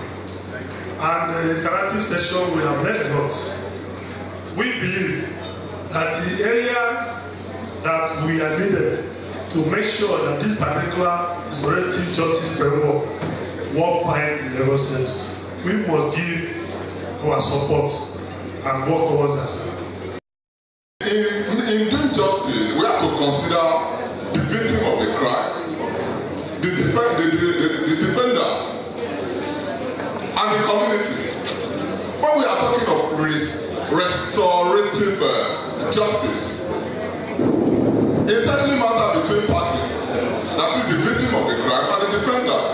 Which, for instance, in a case where the defendant stole from the complainant, the victim of the crime, and in settling the matter between them, there's an agreement that the defendant should pay for what he stole from the victim of the crime.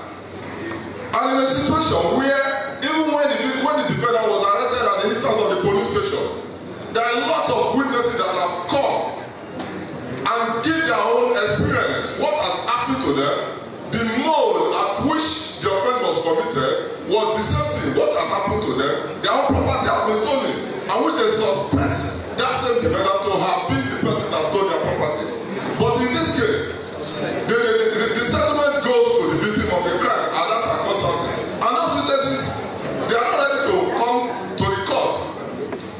By the time we made an agreement and the properties of the victim of crime was given to him and the case ends, that same person is still going back to the community to commit, to do the same thing. In that regard, are the community getting justice? That is the question. Or what are we going to do? Is that going to still be? Are we going to still? Is that going to still be to serve as a deterrent to others, or that may even at least give a kind of restriction to commit other offenses?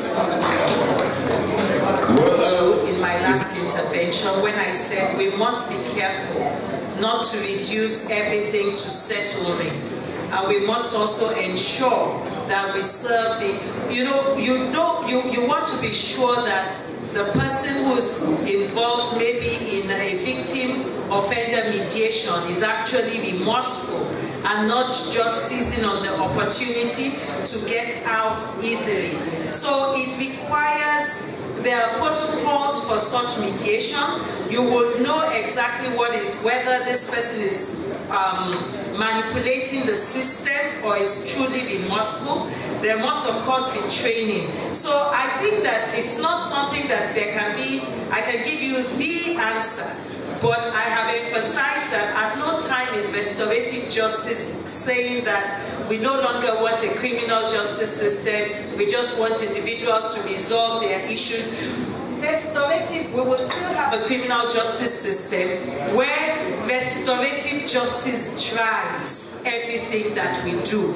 The aspiration is restorative justice, but that is not the same as saying that we will allow criminals to make a fool out of all of us. There are safeguards, and that's why even in mediation, you try to understand whether the parties are actually in consenting. And I have mentioned to you that in some jurisdictions, you actually have some offenses where you have zero tolerance policy, you must go to prosecution. But even within that system, you then have how the system tries to serve the end of restorative justice. My lords, all other protocol duly observed. I wanted to make a point on the issue of the restorative justice being practiced by the police that I observed. Usually, counsel and litigants alike, they get very offended when cases are charged to court after parties may have indicated an intention to settle at the police station. I think it's on the right track. When the cases are charged to court, they tell us, oh, they want to withdraw, but the DPO and that the case should still be charged to court. Now, when the case comes to court, it's now left to the magistrate to find out, what we normally do is we take the application like it was said and we check whether it is in the best interest of justice to allow the complainant to withdraw his complaint. So I believe that, as it was said for the pre-charge, pre-trial stage, the policy will only legalize what many DPOs have already been doing, and it will probably help us educate the lawyers that there is absolutely nothing wrong with the police still charging a case to court, even though parties may have indicated an intention to withdraw, so that the records are straight, it comes into the court, and like Prof said, that it's not that somebody is just trying to pull the wool over our eyes and be smart.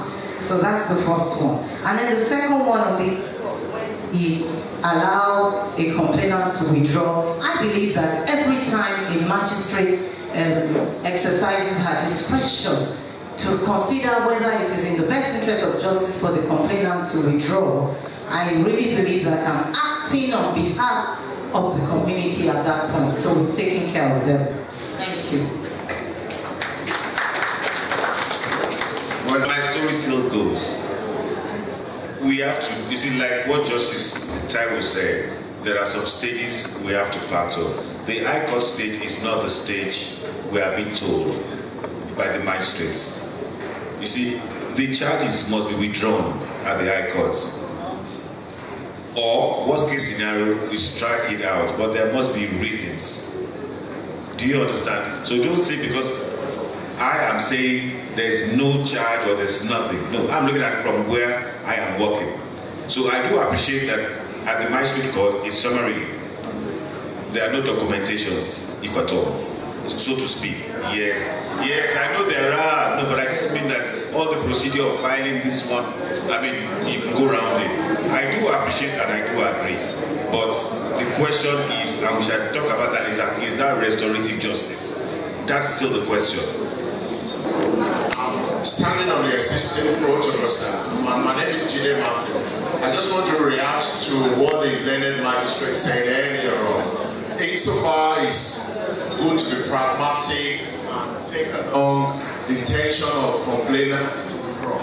I think it's still the role of the state. The final decision maker is the state. It's not just sufficient for a complainant to say, I'm unwilling to go ahead.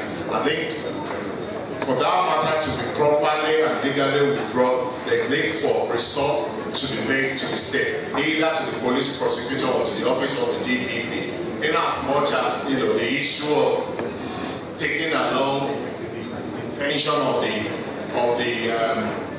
of the complainant is concerned, and the law even allow us to do that. Section 72, subsection 2 often allow us to withdraw. We don't even need to make any formal application. You can make an oral application and withdraw the matter in court. So when you are withdrawing, it's because we reconsider our position. It's not because the decision to charge was flawed. It's not that. It's because there has been new development and that necessitate the need to revisit that issue, and we made an informed decision, albeit all along the line, to now withdraw the matter. I just thought I should reiterate that. Thank you so much. Thank you very much. So there must be a withdrawal.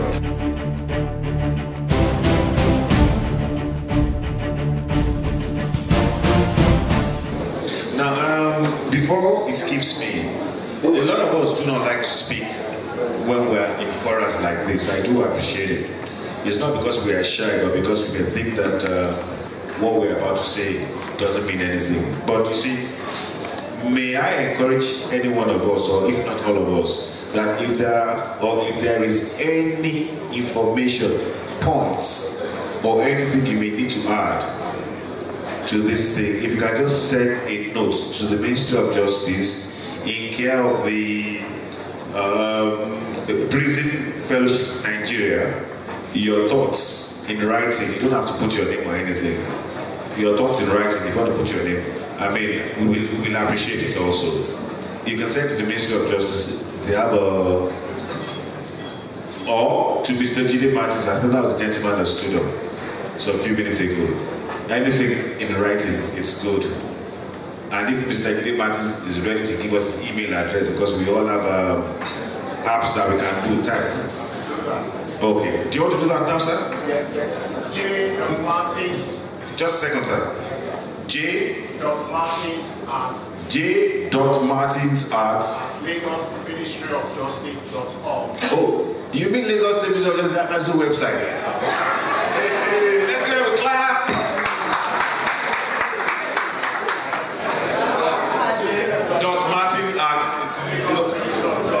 .martin@.org.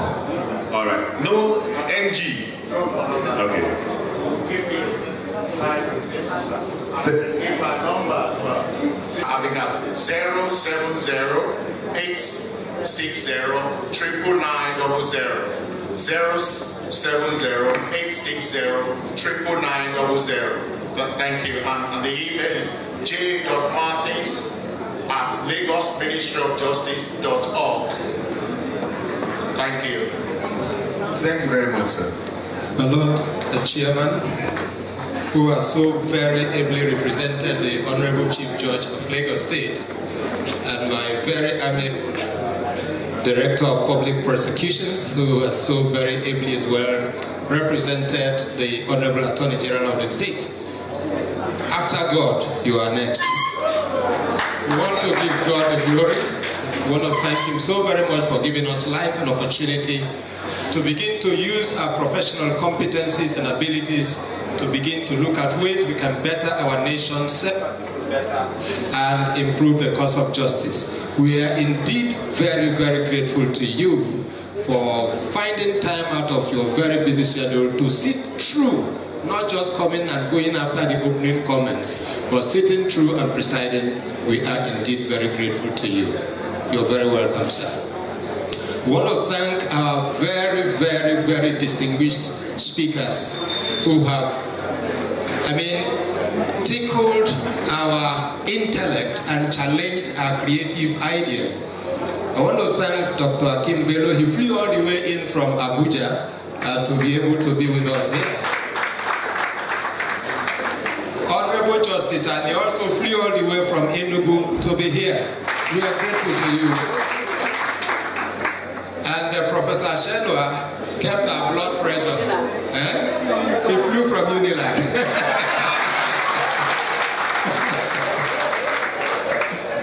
So we are very grateful. Yes, and our sponsors, the United Nations Office on Drug and Crime, very ably represented by our sister, Mrs. Ugonna Ezekwem. We are indeed very grateful. You know, I said to you a while back that wish your white colleagues were here to see that this investment is worth every dime that they have put to it. It's not just been it's not a talk shop. When we first held the Justice Conference, I think it was in this hall, 2011. The next one we had was in Abuja, 2013. And that was my first contact with Barrister Gide Martins, who came to represent the Honorable Attorney General there. And the resolution we made at that conference was that it was not going to be for us a talk shop. And I want to give glory to God that God has prospered and has taken us from stage to stage. So I want to thank my lords. I know how busy your courts are. When I first interacted with the Honorable, said, do you know what it is to take all the judges and the magistrates to go and attend your seminar? I said, okay, I beg, no vex. So I'm so glad and so grateful to my lords for being here with us and sitting patiently through. Your honors and magistrates, in fact, you are the hub. We thank you so much because coming here has not reduced your workload. So it's a sacrifice that is so enormous, and that deepens our gratitude and appreciation to you. And all the police, the NBA, we invited NBA officials in Kenya and Lagos, and maybe they have left before we call them all. But we want to thank each and every one of us who has been here.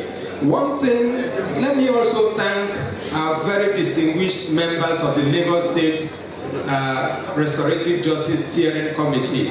I want to thank God for my friend and brother, Dr. Yemi of the Covenant University. He's the director of the Counseling Center there. Thank you so very much for... the Restorative Justice Steering Committee does not know it all. And we have seen the beauty of this forum, the ideas that you have generated, the thoughts that you have provoked. We're going to look at them, we're going to be able to address them. It's going to make the project work better. But let us know if these are collective projects. And that is why I re-echo Milot's appeal to us. Let us know your thoughts. But one thing we can assure you, it is a workable idea and it is going to work. Very shortly, Prof, let me queue behind Dr. Bello to say that in academics you can always disagree with your lecturers or with your professor. I think that restorative justice is one that is going to work from the police station, because if we regiment everything squarely, we know that these things go on. So what this project is doing is try to provide structures, yes, legal backing. And part of our objective is that there is going to be a bill proposed for the establishment of Lagos State Restorative Justice Center, such that, they will have the powers that even if at the pre-charge or post-charge stuff, a decision can be made by the police to say, okay, I'm charging or I'm not charging. The DPP or the Ministry of Justice, the prosecutor can make that decision to either now refer the matter straight to the Restorative Justice Center once the law is in place. Because I agree that that is where I dissent also a little. If we do it well, it will improve the quality of justice delivery of our courts, because you have matters that can be sieved off your docket and sent to the appropriate quarter. So you have time enough to deal with matters that you necessarily must deal with. Yes, consequential benefit of prison decongestion is a key issue now, because the issue of inhuman custodial conditions is a global challenge which we must address in all ways possible. So this is also within the sight glass of restorative justice. We expect all these things are structured and factored together. We have seen from this morning that, from today's discussions, that it's an intertwined system of justice. My Lord kept making a point. Without the community, is it restorative justice? Now that is because we may have been talking about victim-offender mediation, but restorative justice goes beyond victim-offender mediation. Victim-offender mediation is just one of the processes, just one of the tools. You have family conferencing, you have sentencing circles. There are different tools that can be applied dependent on the specific circumstance of each matter or complaint. So please be rest assured that the Restorative Justice, of course, Steering Committee is a creation of the state in a sense, because you have, I want to thank my sister, Chief Magistrate Fabanwo, because she's an engine room, and of course the judiciary duly and properly nominated her to be their face in the Restorative Justice Steering Committee, and she's been doing wonderfully well. We have people from the prison, so it's a team that has representation from the key sectors.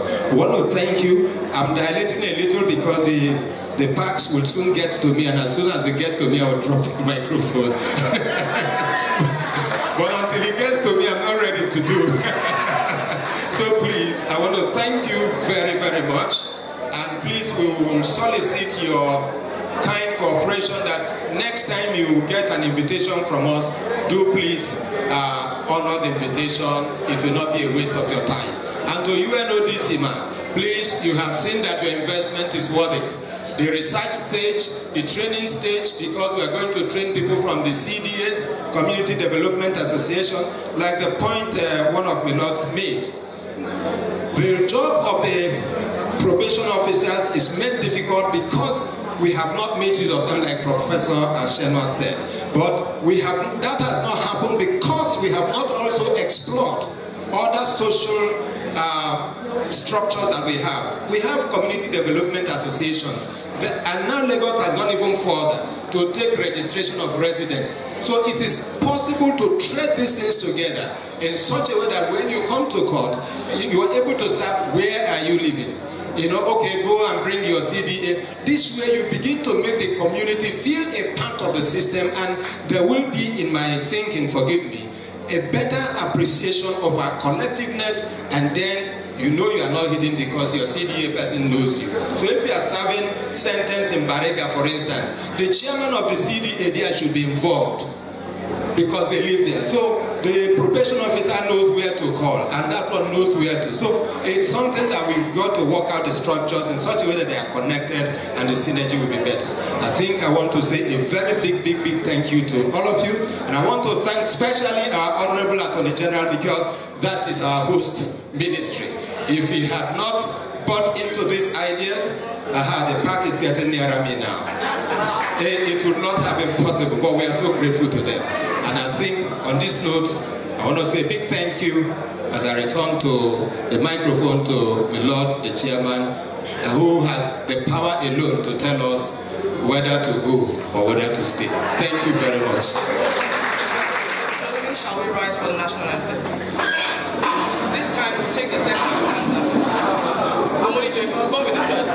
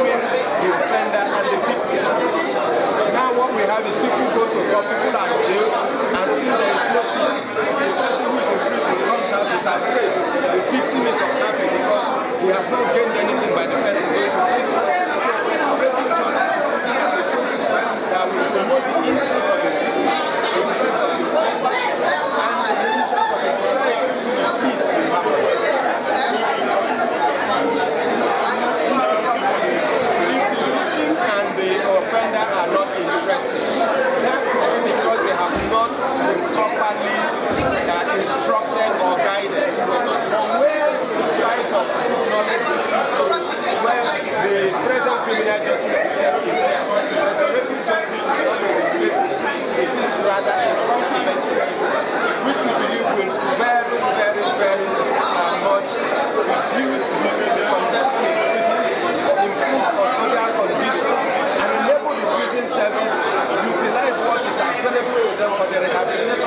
We